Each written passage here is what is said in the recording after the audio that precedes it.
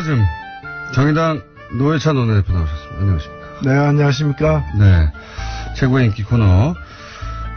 그런데 원내대표님을 옆에 두고 저희가 다른 분과 전화 연결 잠깐 해야 되겠어요? 네. 아, 괜찮습니다. 누구인가요? 코너인 코너. 예. 같은 당이어서 예. 별도로 뽑지 않고 코너인 코너로 만들었습니다. 어제 페이스북에 갑자기 글을 하나 올리셨어요. 예, UAE 관련해가지고 새로운 사실을 깨달았다고. 그래서 저희가 긴급히 전화 연결을 합니다. UAE 관련해서 홈런을 날리셨던 분이죠. 정의당 김종대 의원 전화 연결됐습니다. 안녕하십니까? 네, 안녕하세요. 네. 어제 페이스북에다가 내가 이걸 왜 몰랐을까? 아, 맞다. 이런 글을 올리셨어요? 네. 내용을 좀 소개해 주십시오. 뭡니까? 예, 몇 가지가 있는데요. 네. 우리가, 지난주 9일날, 화요일날 김태형 장관이, 네. UAE하고 군사비밀협정은 대통령과 국회 모르게 내가 다 했다. 그랬죠. 이러면서 충격적인 인터뷰를 했는데, 예. 여기에 너무 놀란 나머지 이면을 생각 못 했습니다. 네. 어제 깨달으셨군요. 예, 어제 깨달아 일주일 걸렸어요.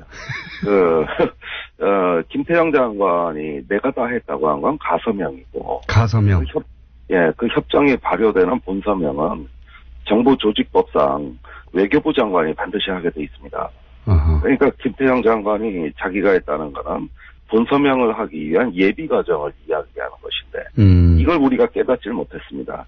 이후에 그 본서명, 그 UAE하고 군사비밀협정 본서명은 외교부 장관이 서명을 했고요. 이것은 김태형 장관이 서명한 그 다음 달 2009년 12월에 MB가 배석한 가운데 UAE 가서 유명한 장관이 체결하는 별도 과정이 있습니다.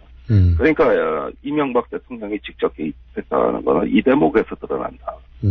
예, 김태형 전 장관 단계는 아니라지라도. 김태형 전 장관이 본인이 몰래 했다는 것은 설사 본인이 주체가 돼서 했다 하더라도 그건 가서명에 불과하고 본서명은 외교부 장관이 하게 돼 있고 그랬다는 것은 이명박 전 대통령이 보고가 되었고 이명박 전 대통령이 알고 있는 상태에서 했을 수밖에 없다 이런 말씀이신 거죠?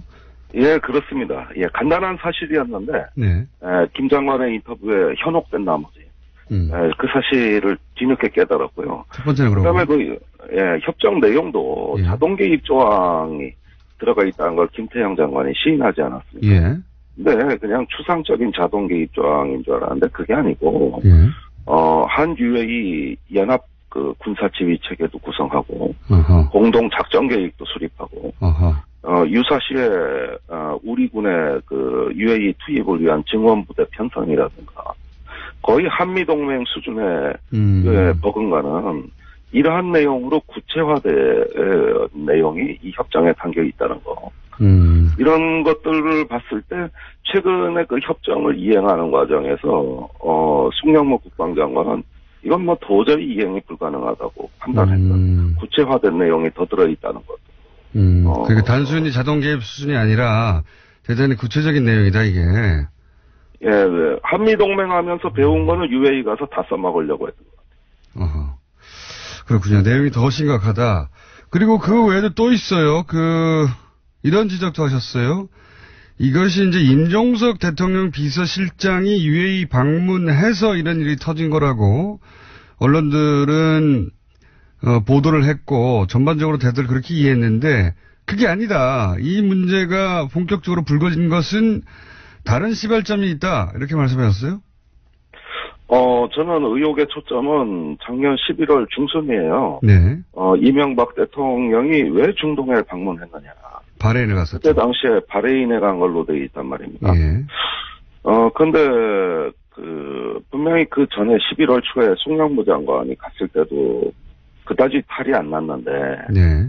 이명박 대통령이 중순에 갔다 오고 논란이 격화되면서 무언가 비상사태가 발생이 됐다. 이건 현지에서 감지가 된 겁니다. 그래서 왜 그때 이명박 대통령이 급히 중동에 방문했느냐. 이게 의혹의 초점이 될 수밖에 없다고. 이게 초점이 임종석 비서실장의 방문이 아니라 이명박 전 대통령의 중동 방문 맞춰줘야 된다 이런 말씀이시네요? 네, 그렇습니다.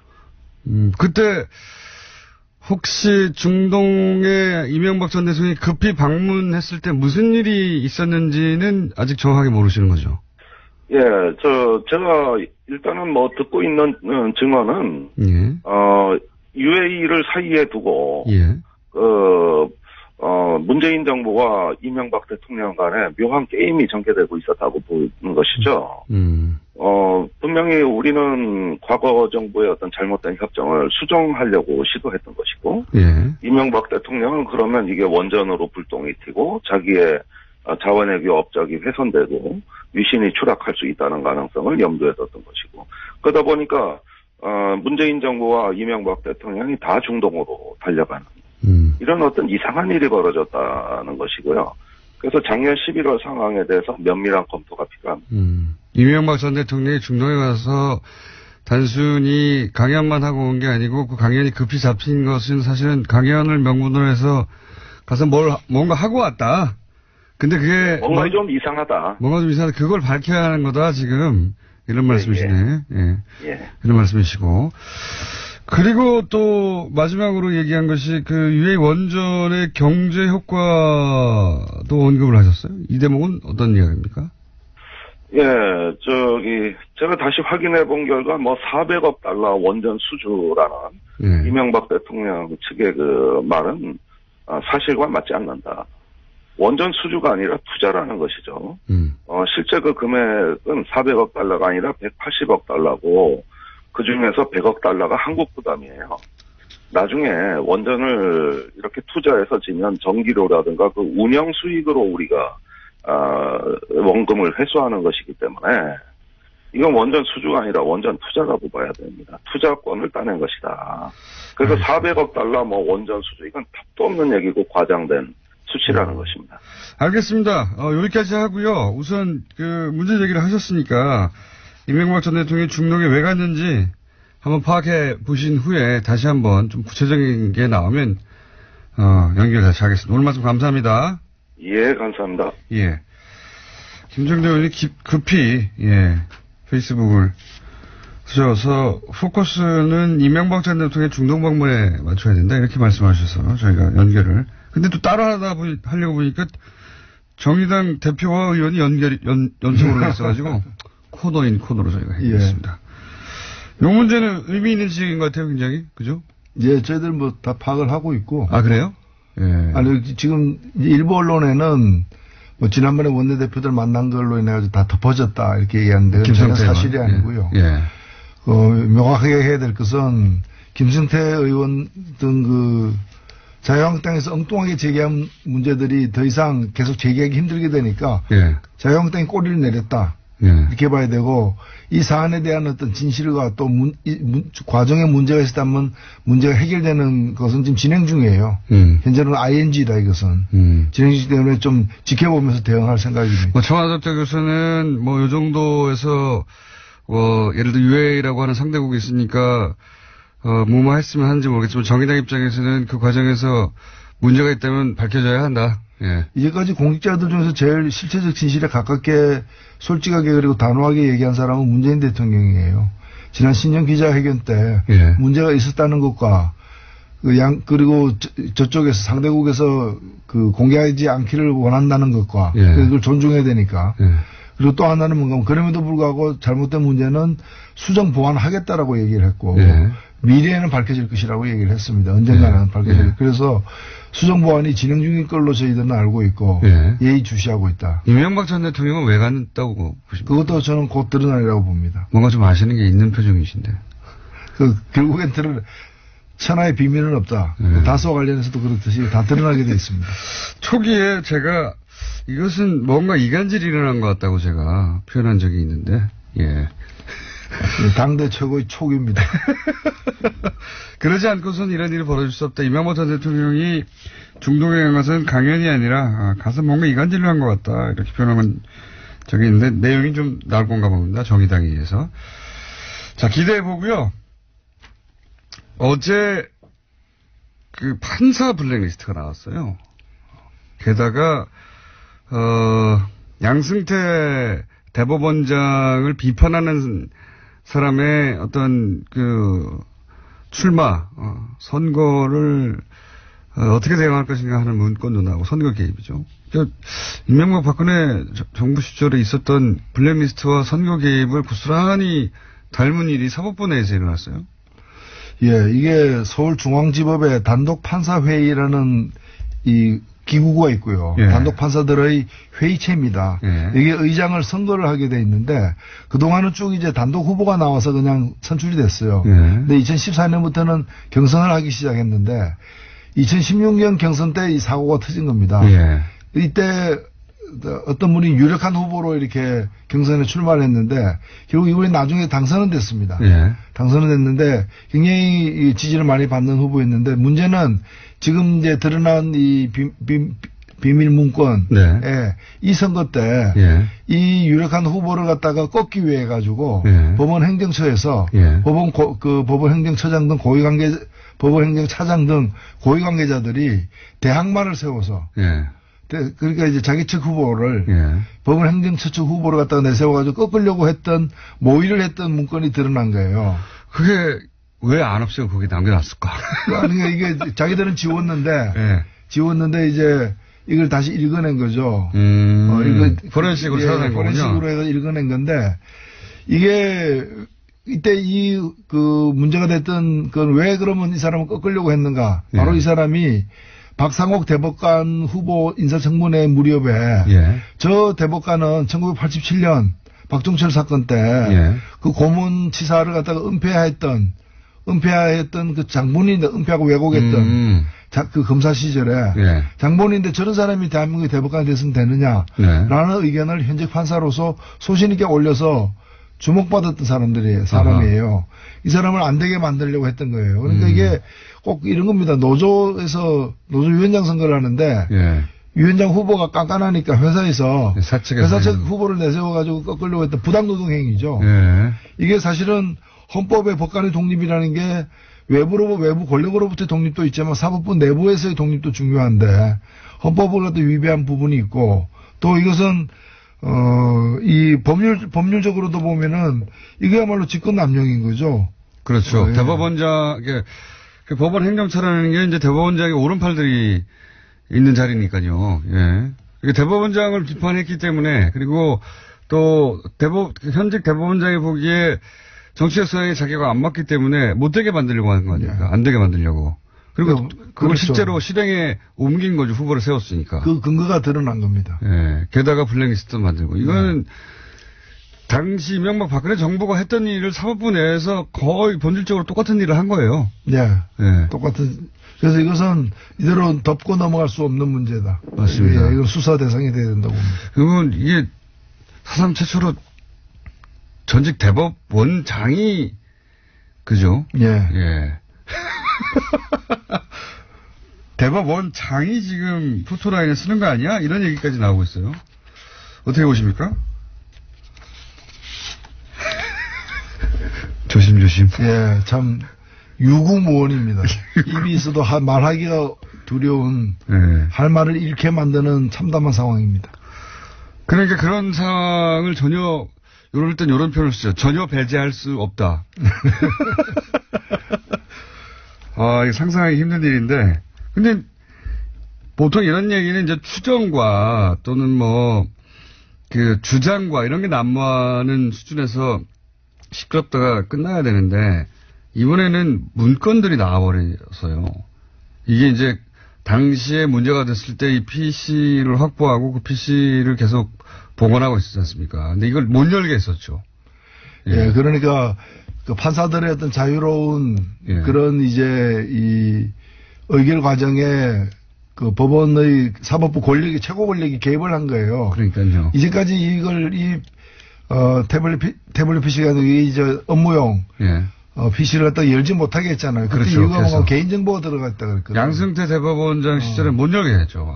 개인 사생활이 들어가 있을 수 있기 때문에 열면 안 된다. 프라이버시 침해다고 했는데 그럼 이러한 부당한 개입이 대법원장의 사생활이었냐. 요거를 막으려고 했던 거죠, 사실. 그렇죠. 이게 문서가 드러날까봐. 근데 드러나버렸네요. 이거는 정치권이 정치권이 뭐 국정원이나 혹은 뭐 공무원사에 개입한 거는 차원이 다른 거라 그런 거를 그런 불법 행위를 판단하고 또 죄를 묻고 하는 사법부가 스스로 이런 일을 했기 때문에 훨씬 더 충격이 큰 거죠. 판사사회 내부에서 그냥 넘어갈 수 있겠는가. 법을 집행할 법의 최후의 보루인데 거기서 이렇게 했으니까요. 이거 그냥 넘어갈 수 없을 것 같은데요. 그렇습니다. 네. 보건소가 전염병에 감염된 거죠. 보건소가 전염병에 그럴 때는 보건소 가면 안 됩니다. 보건소가 전염병 감염된 게 아니라 보건소에서 전염병을 막 만들어내고 있었던 겁니다. 네. 그냥. 그러니까 보건소가 움직이면 그게 퍼지게 되는 거죠. 네, 그런 상황입니다. 이거, 이제 보도가 그렇게 많이 되고 있지는 않은데, 내용적으로 보면 굉장히 우리 사회에 큰 파장을 미칠 사건입니다. 예. 정치인들은 감옥에 갔다가도 다시 나와서 또 국회의원 되기도 하잖아요. 예. 사면 복권 내고 다시 그런데 이건 그거하고 다르거든요. 정치권에서는 비일비재하던 일이었지만 사법부에서 이러는 거는 전례가 없기 때문에 그래서 말을 조심하시는 거죠, 지금. 그래서 놀라운 거죠. 이게 흐르는 물에는 2급수도 있고 3급수도 있을 수 있지만은 돈 주고 파는 그 고급 생수가 2급수나 3급수였다면 그 말이 안 되는 거잖아요. 양승태 전 대법원장 어떻게 해야 됩니까? 일단은 저는 엄정하게 수사할 것은 수사하고 조사할 건 조사해야 된다고 봅니다. 자, 그런 큰 사건이 하나 있습니다. 그리고 국민의당 바른정당도 이제 점입가경 상태입니다. 이제 되돌릴 수는 전혀 없고요. 예. 다리는 서로 건넜고요, 완전히. 근데 바른정당은 근데 또 추가로 탈당을 박인수 의원이 해서 바른정당이 한 자릿수로 줄어버렸어요. 네. 한두 명 더 할 수도 있을 것 같고. 예. 원희룡 제주지사도 망설이는 것 같고요. 그리고 안철수 대표 국민의당에서는 이제 전당대회를 어떻게든 치러야 되니까 물러설 수가 없잖아요. 물러서면 이제 다 죽으니까. 그러니까 전당대회를 치러야 되는데 전당대회를 치러서 사실은 거기서 합당을 결정해내기가 굉장히 어려우니까 지금 당규를 바꾸고 있다고 하죠. 예. 예. 맞춤형 당규죠. 예. 그래서 분산도 시도하고 또 온라인 오프라인 나누고 하여튼 근데 전체적으로 보면은 어떻게 하든 온갖 무리수를 갖다가 감수해서라도 목적은 달성하겠다. 그런 거죠. 라는 태세인 것 같고 그래서 그렇다 보면은 목적은 달성될 수도 있습니다. 맞습니다. 근데 이제 손에 쥐는 게 뭔가 이사를 했는데 이사 비용이 집값보다 더 비싸. 그럼 왜 이사를 했느냐? 집값보다 더 비싸. 그러니까 지금 바꾼 당규는 이런 식인 거죠. 국회에서 국회의장이 본회의를 하고 본회의장 안에 국회의원들 다 모여서 하는데 그게 아니라 이제 국회 본회의를 본회의장에서만 하는 것으로 인정하는 게 아니라 저기 동사무소에서 비디오로 중계하면 거기서도 본회의 하는 걸로 쳐주고 그죠? 그렇게 바꾼 거예요. 굉장히 무리수인데 어쨌든 그렇게 했습니다. 바꿨어요. 당권을 가지고 있다 보니까. 그래서 전당대회에서 어떻게든 그리고 이제 의장의 권한도 이제 제한했죠. 굉장히. 원래는 의장이 이제 개회를 선언해야 되는데 시간만 되면 자동으로 개표가 되고 시간만 되면 개표가 끝나는 것으로 만들어 버려가지고 혹시 의장이 망치로 쾅쾅쾅 안 두드릴까봐 그것도 장치를 만들고 해서 어떻게든 되긴 될 것도 같아요. 그렇습니다. 되긴 될 것도 같습니다. 이걸 어떻게 보십니까? 바른정당 와중에도 또 이제 각 대표들은 자기 정치적 입장을 드러내야 되니까 바른정당 유승민 대표는 한반도기를 들고 입장하는 거는 안 된다라고 했고 안철수 대표는 한반도기도 안 되고 인공기도 안 된다. 이게 그러면 안철수 대표 이야기대로 하면 북한 선수단은 태극기를 들어야 돼요. 인공기도 안 되고 한반도기도 안 되면 어쨌든 이 입장에 대해서는 어떻게 생각하십니까? 한반도기는 이제까지 제가 기록을 보니까 7번이나. 예, 이미 여러 번 했죠. 여러 번 같이 들었던 기억이 있고요. 그 다음에 한반도기는 뭔가면은 국가기관입니다. 예. 우리가 이제 공동선수단이라는 이름으로 뭔가 정치적으로 의미 있는 퍼포먼스를 하기 때문에 그게 합당하게 그 길을 갖다 양쪽 네. 길을 다 들 수 없어 드는 거고요. 만일에 그 선수들이 입상을 하게 되고 메달을 따게 되면 올라가는 깃발은 그 자기네 국가의 당연히요. 깃발, 인공기는 태극기가 올라가는 거고 너무 당연한 공동선수단일 경우에는 합의에 따라서 예.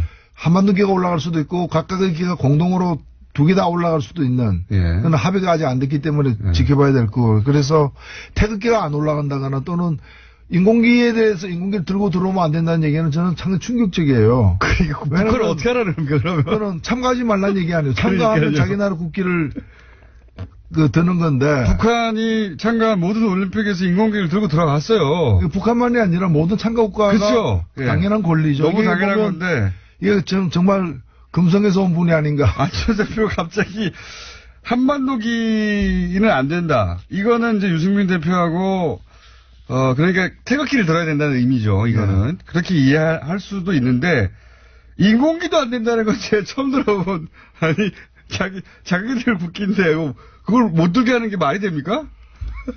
전혀, 진짜 뭐, 외계에서 온 게 아닌가. 인공기도 안 된다는 건 처음 들어본. 전당대회가 무산되면은 한국을 떠날 수밖에 없다고 얘기했는데, 떠나면 어디로 갈 것인가, 저는 금성으로 갈 거라고 확신합니다.